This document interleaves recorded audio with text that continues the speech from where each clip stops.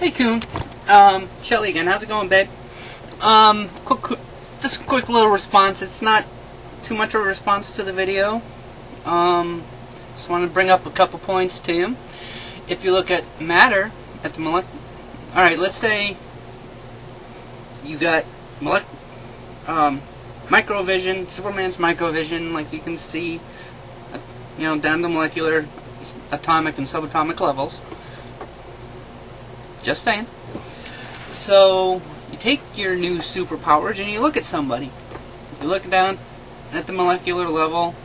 Now you can identify the molecules because of the way they interact with each other.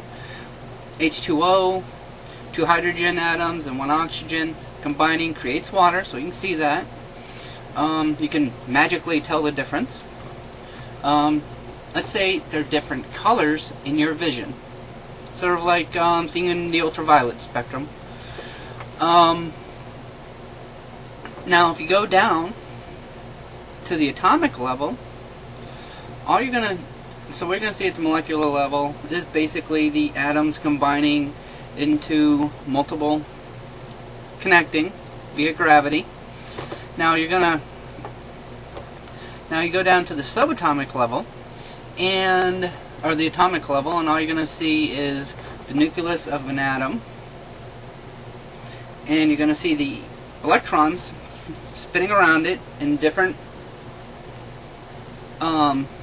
orbits around the center of the nucleus. I read something about that a little while ago. It's actually kind of interesting. They can't actually predict the pattern of the electron because they can't actually see it because of the way it orbits, which is kind of freaking cool.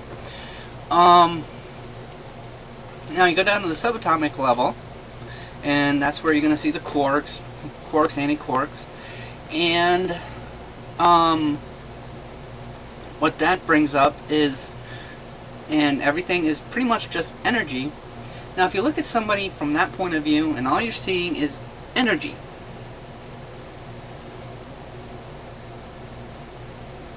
if you ask me, that's where God would play. He wouldn't play on the level we can see, because we're talking about a being that can see beyond the 4 dimensions we live in, the 3 space dimensions, and the dimension of time, which is pretty much just a cause and effect.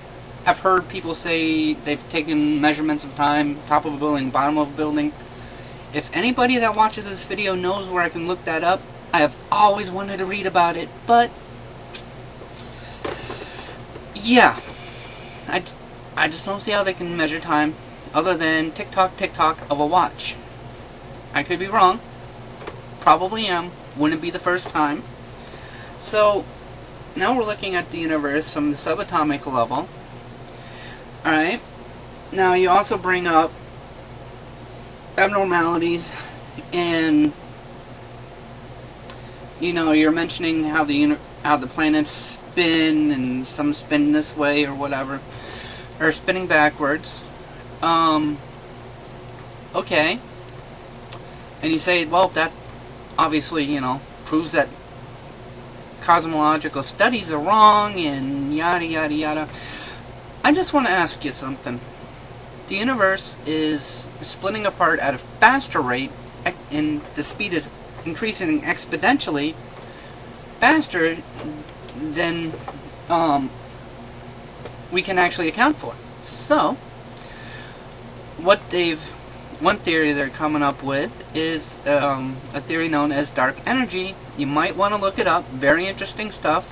Go check the Hubble site. They got a nice 3rd grade education level stuff on it. I would actually put a link to it, but I use Firefox, and I don't think that lets me put in links. And oh yeah, by the way, dark matter makes up, I believe, the statistic I saw a couple years ago was like in the 80% of the known universe is dark energy, and we can't even see it. So that means one idea, especially with string theory, is that the dark matter could be possibly another string, because the idea of string theory, one of the theories is that we actually just exist on the membrane of a string, or that the strings vibrate on the subatomic level. You know, two different theories.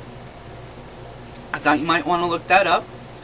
And, oh yeah, by the way, if you were to go back to the time of the earliest humans, yeah, rolling my eyes is probably why I got bags underneath them, that and sleep. But, if you could go back, let's say you're a god and you're going to try to describe something like the Big Bang, how would you do it? I mean, really, how would you explain this? You say, you know, you're God, you're sitting up there in heaven, you're passing along some of your wisdom, and you're dealing with people dumb as rocks. In your opinion, dumber than rocks. At least rocks you can reform with no problem. Humans, they kind of slow. And you're trying to explain to them, you know what? I've explained this theory that the way I created everything. You know what? Screw it. Just say I said the word. Boom. Things happen. Do you think they could have understood the concept that the universe at one time was smaller than a photon? Or smaller than a quark? Or a proton? No, they were probably still throwing poo at each other, so... Oh well. Anywho, just some thoughts, some ramblings, and hopefully you guys get something out of it.